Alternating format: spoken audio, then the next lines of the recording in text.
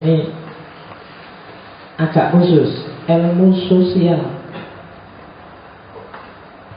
Dunia sosial itu sebenarnya gabungan antara dunia yang subjektif, subjek A, subjek B, subjek C jadi satu, diikat oleh batas-batas tertentu yang disepakati bersama. Itu kan dunia sosial.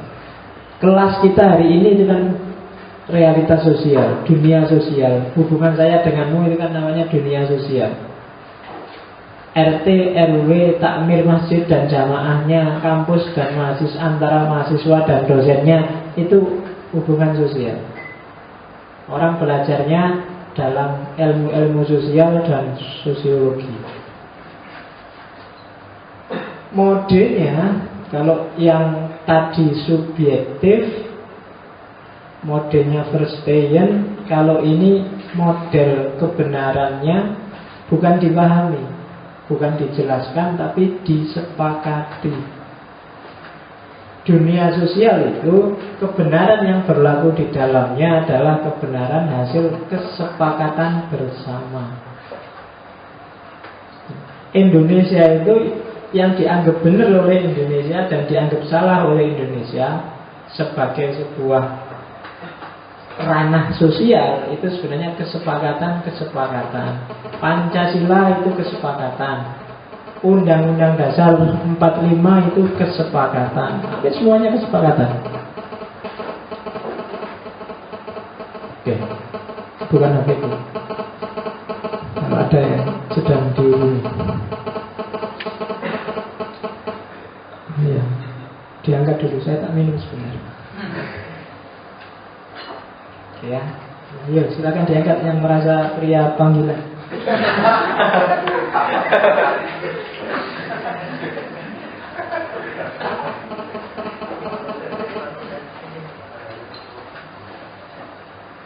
Oke, jadi sampai nanti sampai Indonesia. Enggak cuma Indonesia, di takmir ini kan juga kesepakatan kan? Gitu. Di luar juga punya kesepakatan sendiri. Misalnya kita sepakati ya besok kalau ngaji kita tidak pakai baju semua ya. Secara objektif salah karena kamu akan kedinginan semua. Secara subjektif enak enggak? Enggak enak kalau cowok semua. Itu secara subjektif. Ya, subjektif loh. Kamu jangan marah orang subjektif loh. Nah, tapi kalau sudah kamu sepakati, ya Pak setuju, oke semua setuju, mufakat sip. Dia akan jadi aturan yang berlaku. Malah kalau minggu depan ada yang nggak pakai, ada yang pakai baju sama lagi pakai jaket, dia salah. Kenapa? Menyalahi kesepakatan. Demokrasi itu seperti itu. Kalau orang se-Indonesia sepakat bahwa yang namanya narkoba itu boleh, jadilah dia boleh. Ya meskipun susah membayangkan seperti itu, tapi cara bekerjanya seperti itu. Dan dunia sosial memang seperti itu. Maka kamu jangan gelisah, ada yang memperjuangkan khilafah, ada yang memperjuangkan negara Islam, ada yang macam-macam. Nanti kalau itu akan sukses kalau bisa mencapai derajat konvensi di Indonesia. Kalau enggak ya tetap akan seperti itu. Kalau lebih banyak orang yang setuju, mungkin separuh lebih, itu bisa memang jadi besok jadi khilafah, jadi negara Islam. Kenapa? Karena memang modus operandinya dunia sosial itu tergantung konvensinya. Tapi semakin banyak orang nggak setuju ya itu perjuangannya masih panjang dan lama. Kecuali pakai jalur kekerasan represif, itu lain cerita. Dan biasanya nggak akan langgeng. Konvensi. Dunia sosial paling kecil itu ya 2 orang itu sudah cukup disebut dunia sosial. Kamu misalnya kos sekamar berdua, itu sudah dunia sosial sendiri kan. Kalian harus bikin konvensi-konvensi kan, meskipun cuma berdua. Kita sepakati ya, nggak boleh ngerokok di kamar. Nah, itu konvensi. Kan kadang-kadang susah kan. Yang satu, saya kalau tidur awas, saya nggak bisa lampunya nyala. Kalau lampu nyala aku nggak bisa tidur, harus dimatikan. Yang satu kebalikannya, kalau saya lampunya mati, nah itu jadi bingung kan? Nah itu harus disepakati. Gimana nih aturannya biar kita sama-sama bisa tidur? Apa kita berdua tidur di luar aja, nggak usah di kamar? Bukan, itu dunia sosial. Kalau nggak bisa disepakati, nggak bisa sepeda, aku nggak usah di sini, keluar. Kalau nggak sepakat dengan Indonesia yang Undang-Undang 45 yang itu, ya udah keluar. Modusnya dunia sosial seperti itu. Kalau kamu nggak sepakat dan tetap ada di dalam, kamu akan jadi pesakitan terus. Kamu akan jadi orang yang disalah-salahkan terus. Kenapa? Karena memang kamu mungkin tidak belong untuk dunia sosial itu. Tak tambahi bahasa Inggris sedikit biar kayak pacarnya Saskia. Jadi ya, jadi ada dunia konvensi, bikin kesepakatan. Kadang-kadang barang jelek kalau disepakati, iya, bukan bisa jadi baik. Itulah yang akan jalan. Ya jeleknya itu tetap jelek, tapi karena itu yang disepakati, ya itu harus jalan.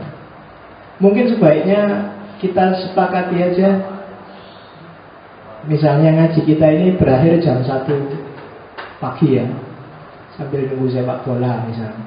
Nah itu kelihatannya, wah itu memaksakan diri Pak, saya tidak kuat Pak. Tidak apa-apa, kalau nggak kuat ya nggak usah ikut. Kita sepakat ya, tapi yang sepakat. Jadi yang merasa tidak kuat jangan datang.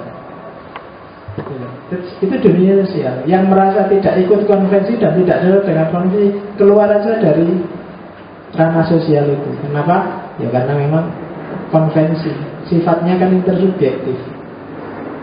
Dan ukuran kebenarannya konvensi bukan mana yang sesuai dalil dan mana yang tidak, tapi siapa lebih banyak pengikutnya, lebih banyak mana jumlah yang sepakat. Dari 30-an ini, yang 5 setuju minggu depan kosong, yang 25 nggak setuju. Maka derajat konvensinya lebih valid yang 25. Itu dunia sosial. Dan kita belajar ilmu ini, kenapa sih kok kita belajar konvensi, belajar macam-macam? Ada kepentingan apa sih? Untuk emansipasi. Emansipasi itu maksudnya apa ya? Kalau saya sering mengartikan naik kelas. Kadang-kadang masyarakat, ya kayak kamu tadi, menyepakati sesuatu yang tidak pasti baik, tidak pasti benar. Nah, maka pelajarilah konvensi-konvensi sosial itu dalam rangka emansipasi. Oh, ada yang salah, ada yang keliru, ada yang tidak pas. Tawarkanlah alternatif konvensi yang baru. Itu gunanya kamu belajar ilmu sosial. Cara memahami dunia sosial harus seperti itu, biar kamu tidak gampang ngamuan. Jadi ada prosedurnya. Orang sekarang kan sidik-sidik ngamuk, dikit-dikit ngamuk. Undang-Undang dasar 45 disepakati bertahun-tahun, sekarang kan ganti sudah. Saya tidak tahu undang-undang terakhir tahun berapa direvisi. 2000 ya. Oh ya. Kalau menurut saya masih banyak redaksi-redaksi yang harus dibereskan di undang-undang ini. Kayak fakir miskin dan anak yatim dipelihara oleh negara, ya kan? Karena itu konotasinya bisa berbeda. Karena dipelihara itulah maka sekarang masih banyak. Harusnya bukan dipelihara tapi diberantas misalnya. Nah kalau dipelihara kan, kalau kamu melihara ayam kan kamu biarin, yang penting tambahan kan gitu. Jangan dipelihara.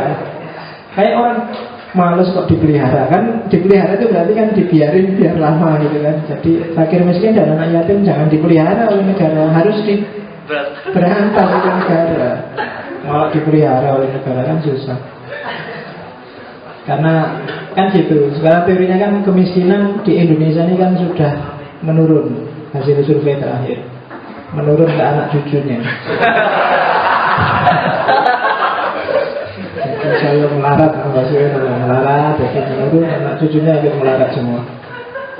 Oke, jadi belajar ilmu fisika, biologi untuk kepentingan teknis, belajar ilmu-ilmu humaniora untuk kepentingan intersubjektif, dan belajar ilmu sosial untuk kepentingan emansipatif. Nah, ini baru yang agak panjang nanti penjelasannya. Jenis-jenisnya hermeneutika. Saya tidak pakai bahasa filsafat, tapi tak pakai bahasa metodologi. Yang pertama hermeneutika konservatif, yang kedua hermeneutika dialogis, Yang ketiga hermeneutika kritis. Yang keempat hermeneutika radikal. Yang konservatif itu biasanya di buku-buku hermeneutik namanya hermeneutika romantik. Yang dialogis itu nama lainnya adalah hermeneutika filosofis. Yang kritis tetap kritis. Yang radikal tetap radikal, meskipun ada yang menyebutnya hermeneutika dekonstruksi. Nah, ini jenis-jenisnya. Kita masuk ke yang pertama, hermeneutika konservatif. Berarti hermeneutika yang aslinya kayak gini, hermeneutik itu yang awalnya. Meskipun nanti ada ide-ide baru untuk pengembangan hermeneutik.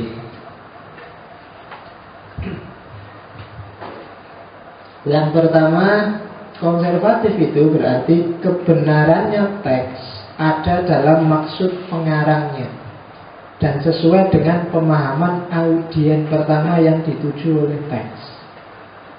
Jadi dalam hermeneutika konservatif itu maknanya ada di authornya, ada di yang ngarang. Kalau tadi ada kalimat I love you, maksudnya I love you apa sih? Tanya pengarangnya. Parameter kedua adalah pemahaman audien pertamanya. Dia diucapkan kapan, dia ditulis kapan, untuk siapa. Nah, untuk siapa ini, penangkapan siapa yang mendapat teks itu jadi penting. Al-Quran itu diturunkan di abad ke-6 kepada orang-orang Arab di sana, di Timur Tengah. Nah, maka untuk paham apa sih maknanya, antara lain adalah coba cek dulu para sahabat orang Arab yang mendapatkan ayat, yang mendapatkan Quran, memahaminya seperti apa. Itu membantu memahami. Kenapa? Karena maknanya ada di situ. Itu yang bikin beberapa mufasir bilang ya, pendapatnya sahabat itu tafsir yang tidak boleh dibantah, karena dia yang paling ngerti apa maksudnya ayat. Dia audien pertama. Ayat diturunkan tidak mempertimbangkan zaman kita hari ini, tapi yang dipertimbangkan Arab zaman itu. Jadi logikanya pakai logika audiens pertama. Kalau di kelas saya sering mencontohkan surga, neraka, bidadari. Itu kan bayangan bidadarinya kan baunya kalau di Quran sangat Arab sekali. Kalau kamu baca kitab-kitab kuning kan baunya juga sangat Arab. Jadi seolah-olah bidadari itu bayanganmu kayak perempuan cantik, tapi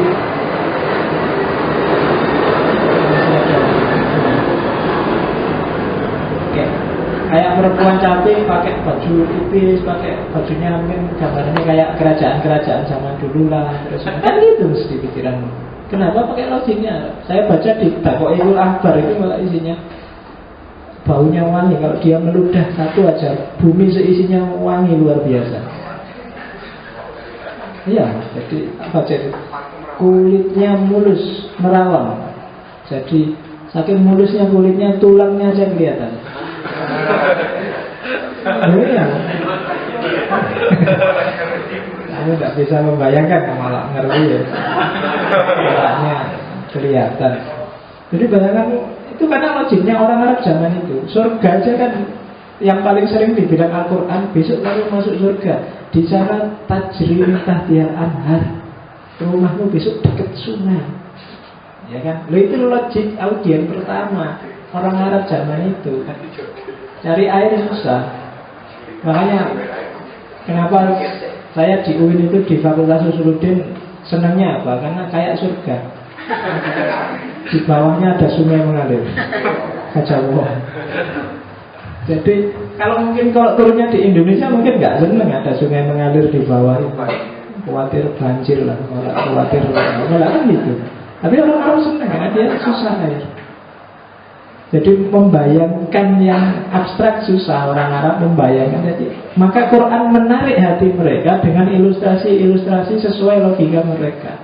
Maka untuk memahami ayat coba deh dipahami juga logika audiens pertama. Jangan terlalu jelimet dulu. Al-Quran memang untuk kita segala ruang, segala waktu. Tapi untuk paham teksnya lebih dulu akseslah Gimana mereka memahaminya dulu. Karena itu membantu pemahaman. Di banyak ayat.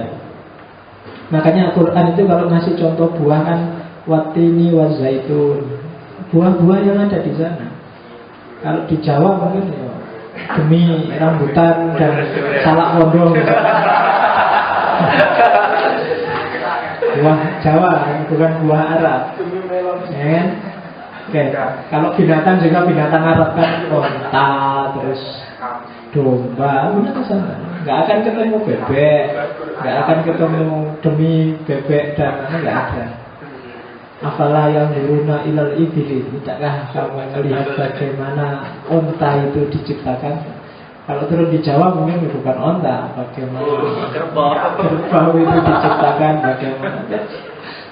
Itu logik audiens pertama. Banyak ayat yang harus kamu pahami di situ, termasuk yang kontroversial tentang poligami kah, tentang apa lah. Biasanya coba cek logika audiens zaman itu, akan sangat membantu. Pemahaman terhadap konteks historis, kultural, biografis pengarang konservatif disyaratkan ke sana. Penjelasannya kayak yang di awal tadi. Kamu harus ngecek konteksnya, konteks sejarahnya, konteks kulturnya, konteks biografisnya. Bahkan kadang-kadang di setiap ayat harus kamu cek asbabun nuzulnya yang khusus kayak gimana. Kenapa orang Arab itu kalau punya anak perempuan tiba-tiba dikubur hidup-hidup? Ya kan? Ya karena memang sana logikanya suku, seperti saya bilang tadi. Hidupnya perang. Dan dalam perang, dalam hidup sehari-hari bahkan perempuan itu kan jadi bebannya suku. Kalau perang tidak bisa bantu, kalau kalah dia jadi rampasan. Dan setiap hari harus dilindungi. Makanya kan ada hadisnya Nabi yang bilang kalau perempuan keluar rumah harus dikawal muhrimnya. Karena memang kondisi sosiokultural zaman itu mensyaratkan kayak gitu.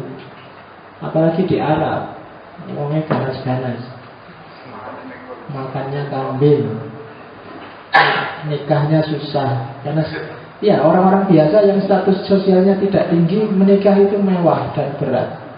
Kecuali yang pangeran-pangeran yang uangnya banyak. Sementara makannya tiap hari daging kambing.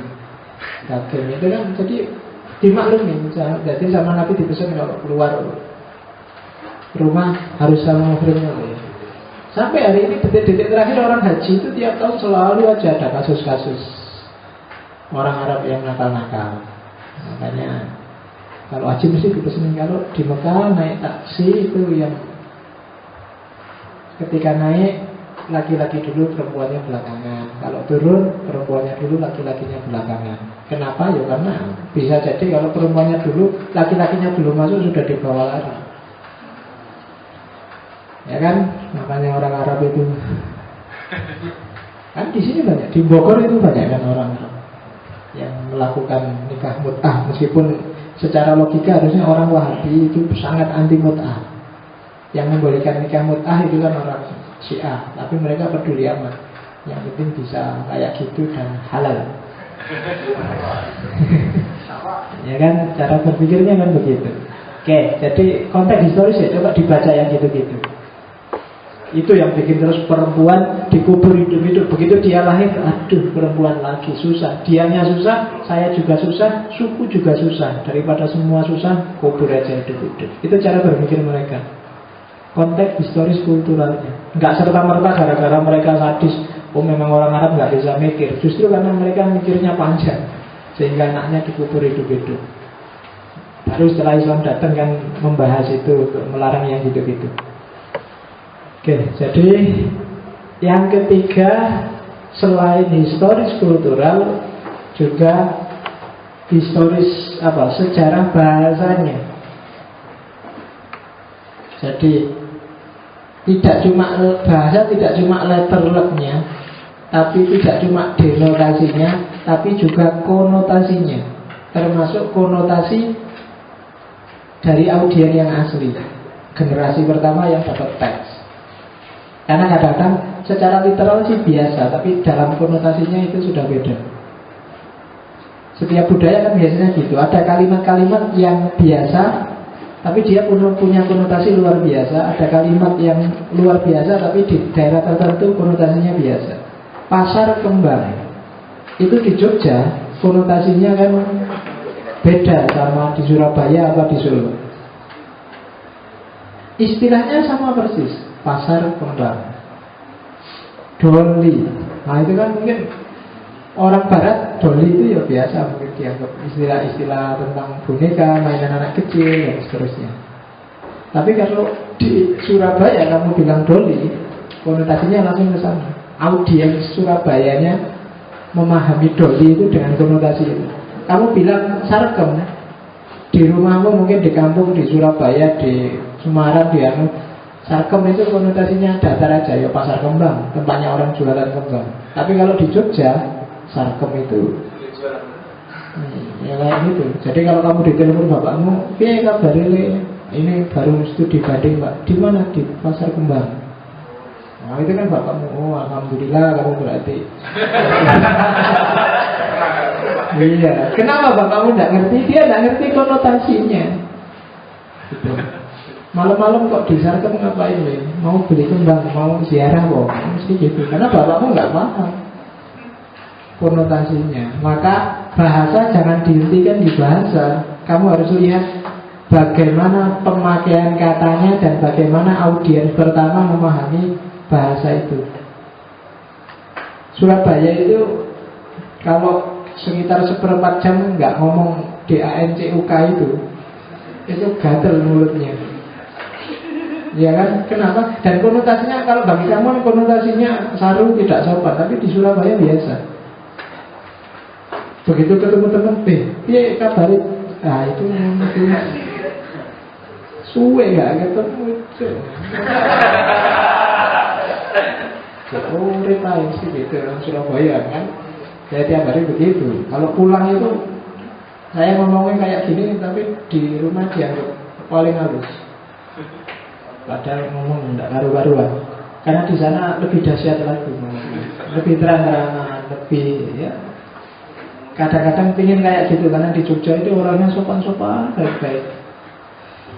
Kalau di sana, aduh, ya kan, seneng ya meso, susah ya meso, ekspresi apa aja, bahkan dapat hidayah. Kalau aku kan alhamdulillah Allah ngasih anugerah. Kalau sana enggak, beda lagi. Lo enak ya, orang mana itu seneng enak itu juga pakai istilah itu. Oke, maka kamu pahami itu. Ketika kamu paham, oh iya orang Surabaya pantes. Di telinganya orang Jogja agak gatel dengar itu, tapi di Surabaya memang audiens sana memahaminya nggak seperti kita. Itu kalimat keakraban aja biasa. Oke, konservatif. Kenapa sih kok kemudian tadi disuruh lihat konteksnya, disuruh lihat pemakaian kosakata, disuruh lihat audiens pertama? Karena hermeneutika konservatif menganggap bahwa pemahaman itu harusnya objektif. Nggak boleh subjek yang memahami ikut-ikut intervensi. Biarkan teks ngomong tentang dirinya secara objektif. Jadi kalau kamu baca bukuku misalnya, itu kamu jangan komentar dulu. Kamu pahami dulu makna teks yang ada di buku itu. Siapa yang nulis, kapan ditulis, apa maksudnya, dan seterusnya. Jadi subjektivitasmu harus ditekan sebanyak mungkin biar kamu ketemu maknanya yang objektif. Kalau dalam Al-Quran ya, kamu jangan menakwil dulu, tafsirkan dulu yang pas. Setelah ketemu tafsirnya baru kamu takwil. Jangan ujuk-ujuk ditakwil. Jangan tiba-tiba subjektif. Kamu harus tahu makna objektifnya dulu.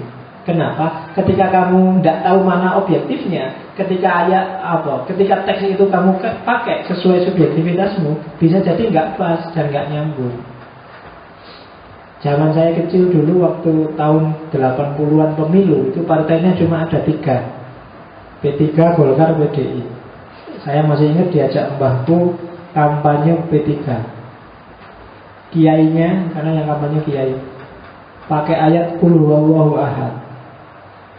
Sambil, meskipun dia nggak ngomong bahwa Allah itu P3, tapi dia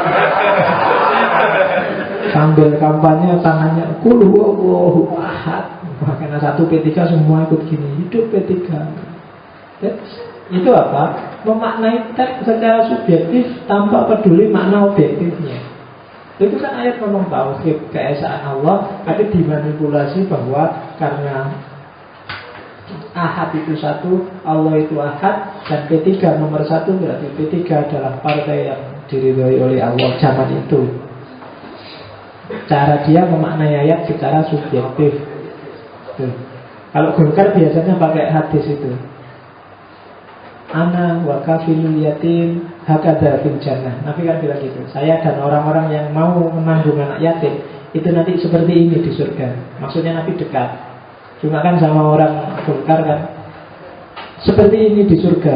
Jadi Nabi aja 2 Golkar, maka jadi pakai 2. Zaman dulu lucu-lucunya gitu. Itu kenapa? Itu berarti apa? Makna objektifnya dibuang, langsung menuju ke makna yang subjektif. Oke. Makna objektif itulah maknanya teks, dan makna subjektif itu sifatnya dari interpreter, namanya signifikasi. Signifikasi itu mungkin tidak terlalu pas, tapi itulah yang sesuai untuk si reader. Dan ini sebelum menuju signifikasi harus masuk dulu ke makna objektifnya. Jangan ujung-ujung signifikasi, karena bisa nggak pas. HP ini alat komunikasi, makna objektifnya mungkin bisa tak bisa signifikasi yang berbeda. Mungkin ini, oh ini nggak cuma alat komunikasi, ini juga alat musik. Tak bisa, tak memang bisa. Cuma menyimpang dari mana objektifnya terlalu jauh. Kamu nggak bisa bilang bahwa HP adalah alat musik. Kenapa terlalu jauh? Meskipun mungkin saja toh menimbulkan bunyi. Atau karena kamu ngantuk tak lempar pakai HP. HP adalah alat lempar mahasiswa yang ngantuk. Kan kamu nggak bisa mendefinisikan seperti itu. Kenapa? Terlalu jauh dari makna objektifnya. Maka memahami sesuatu lewatlah makna objektifnya dulu. Gondrong adalah simbol dari revolusi misalnya. Kamu kan gitu. Hubungannya apa? Karena hampir semua tokoh revolusi rambutnya gondrong. Nah itu coba kamu cek mana objektifnya gondrong itu apa dulu. Apa nyambung dengan revolusi? Banyak orang kayak gini. Jadi ketika memaknai secara subjektif, dia melepaskan makna objektifnya. Dan itu yang terus bikin kacau. Misword misalnya, apa sih makna objektifnya misword? Terus dikasih signifikasi apa sama para mufassirnya misword? Ada yang setuju dan ada yang tidak. Itu nanti pasti ada yang kehilangan makna objektifnya, langsung makna subjektif. Yang satu pokoknya misword itu mesti haram, yang satu ya halal dong, tergantung isinya. Nah itu macam-macam, ada debat macam-macam. Coba dicek dulu secara ontologis, apa sih misword itu, visi misinya apa, terus kemudian kandungan eksistensialnya apa saja, baru kamu putuskan. Kalau kayak gini, menurut saya misword itu halal, menurut saya misword itu haram. Tapi kan kamu sudah melewati makna objektifnya. Tidak ujung-ujung nggak ngerti-ngerti, pokoknya kata kiai saya misword itu haram, maka dia haram. Itu yang sering terjadi kan. Katanya koran, katanya kiai, katanya ustadz, selalu katanya. Oke. Tokoh-tokohnya itulah, kalau cari di buku-buku pasti ada. Yang kedua, cepat ya, kebenaran teks. Kalau tadi ada di author, sekarang dibalik. Sebenarnya yang menguasai makna itu bukan author, tapi reader, orang yang baca. Reader, orang yang baca, boleh dia melihat teks, boleh dia melihat konteksnya, boleh dia melihat sejarahnya, boleh dia melihat kulturnya. Tapi keputusan terakhir tentang makna teks tetap dalam diri seorang reader. Keputusan bahwa makna objektifnya ini loh, itu kan dari reader. Jadi kata hermeneutika dialogis, yo, di model apapun tetap penguasa makna itu si pembaca. Karena teks adalah sesuatu yang mati, sesuatu yang diam.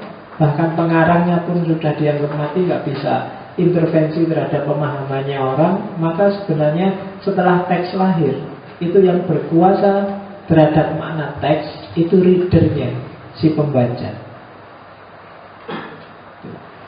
Jadi fenomena tadi ada minuman 3, fenomena rambut gondrong, kamu membacanya bisa panjang lebar, lihat kultur, lihat sejarah, tapi keputusan ini maknanya A, ini maknanya B, itu kan tetap ada diri si reader. Jadi maka katanya hermeneutika dialogis, nanti tokohnya Gadamer, nama lainnya hermeneutika filosofis, bahwa kebenaran itu adanya dalam diri reader, dalam diri orang yang memahami, dalam diri pembaca, bukan dalam diri author yang dibaca. Kenapa bisa begitu? Karena seorang pembaca itu pasti tidak mungkin bisa melenyapkan subjektivitasnya. Kamu kalau melenyapkan subjektivitasmu malah tidak bisa baca. Apa sih isinya subjektivitas itu? Tak tambahi satu slide.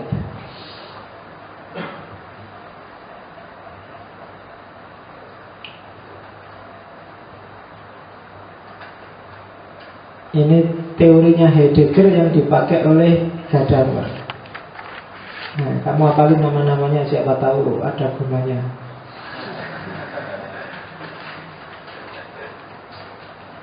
Oke. Jadi subjektivitas itu isinya apa sih? 3 hal itu istilahnya. Vorhabe, Vorsich, sama Vorgriff. Vorhabe itu bahasa Inggris namanya vorhave. Apa yang kamu miliki, apa yang ada di kepalamu, itu vorhabe. Kalau kamu buang yang ada di kepalamu, kamu malah gak bisa baca. Kamu punya teori, kamu punya konsep, kamu punya wawasan, itu kan sudah ada di kepalamu semua. Dan dengan itulah kamu memahami sesuatu. Gitu. Yang mahasiswa filsafat, yang dimasukkan di kepalanya data-data filosofis. Yang mahasiswa tafsir, mahasiswa hadis, data-data tafsir, data-data hadis. Yang mahasiswa saintek, yang mahasiswa antropologi, data-data antropologi. Dan ketika dia memahami sesuatu, kacamatanya ya yang ada di kepalanya itu. Makanya sejak kemarin saya bilang hati-hati dengan yang kamu masukkan di kepala, karena dia jadi kacamatamu melihat segala hal. Kalau tiap hari kamu nge-net dan melihat file-file yang itu, nah itu kacamatamu itu. Jadi melihat perempuan itu yang terbayang itu terus. Kenapa? Karena kacamatamu itu. Saya tidak tahu, di kampus ada iklan itu. Silahkan bikin filmmu sendiri. Itu iklannya itu. Wah, itu sepon gaya film dewe. Biasanya lihat filmnya orang lain, baca itu di tembok ada iklan. Silahkan bikin filmmu sendiri. Ini aku ya jelas maksudnya apa. Jangan-jangan disuruh itu. Iya. Jadi apa yang ada di kepalamu itu akan jadi alat buat. Yang kedua, Vorsich, apa yang kamu lihat. Meskipun lihat film yang gitu-gitu, tapi sebenarnya kamu tidak melihat itunya. Cuma kamu melihat misalnya apa ya, kira-kira model tempat tidur yang disukai orang barat apa ya. Nah, jadi kamu lihat film kancing, buat tontonnya cuma kasurnya aja. Oh, kasurnya kayak gitu. Itu menentukan pemahaman juga kan, subjektivitas juga. Lihat peristiwa miswet, yang kamu lihat sebenarnya bukan perempuannya, juga bukan bikininya, cuma kamu melihat aspek iklannya, aspek komodifikasinya. Bagaimana sebenarnya perusahaan-perusahaan besar sedang berlomba untuk menjual produknya lewat miswet. Jadi aspek material ekonominya yang kamu lihat. Itu akan beda dengan orang yang lihat misalnya secara teologis, aspek agamanya, orang harus menutup aurat. Beda lagi mungkin secara pariwisata, beda lagi yang melihatnya secara budaya, beda lagi mungkin macam-macam. Tergantung Vorsichnya, apa yang ingin dilihat. Dan yang terakhir Vorgriff. Kalau Vorgriff itu tujuanmu apa yang ingin kamu capai. Itu menentukan sekali pemahaman. Kalau kamu besok skripsi dan penelitian lapangan, 3 ini sangat mempengaruhi. Vorhabe itu nanti kamu pakai teori apa sih? Vorsich itu apa yang ingin kamu lihat. Forgive itu tujuanmu apa? Tadi saya bilang subjektivitas nggak bisa dibuang. Karena begitu kamu buang tiga-tiga ini, kamu nggak bisa baca apa-apa, pikiranmu blank. Jadi pasti ada. Pembacaan berarti apa? Pasti subjektif. Itu kan versinya dia. Itu kan menurut dia seorang ulama, maka perspektifnya teologis. Yang dia lihat adalah aspek auratnya. Forgive-nya tujuannya ingin melindungi umat Islam. Kan jelas. Maka hasilnya ya seperti itu. Nah, kalau dia ini pedagang, perspektifnya untung rugi, dia ingin melihat iklan-iklan yang bisa dijual di situ, tujuannya dapat keuntungan. Forgive. Dan itu pasti. Kamu meneliti apa aja? Kamu meneliti orang Bantul yang sedang buang tumpeng di laut. Perspektifnya budaya atau perspektifnya teologi, halal haram. Yang kamu lihat adalah mubadirnya tumpeng. Tujuannya adalah untuk memberantas praktek TBC, tahayul bid'ah khurafat. Jarang orang ngomong itu dulu. Sekarang zaman saya mahasiswa sering ngomong TBC, tahayul bid'ah khurafat. Oke. Kalau tahayul itu filsafat, itu banyak yang ngomong jenis tahayul.